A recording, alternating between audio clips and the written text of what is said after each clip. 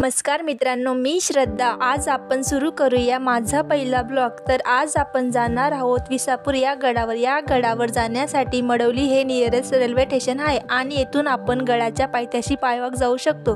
किल्ल्यावर जाण्यासाठी टोटल 3 रस्ते आहेत, एक भाजे गावातून, दुसरा पाटण गावातून, तिसरा लोहगड किल्ल्यापासून।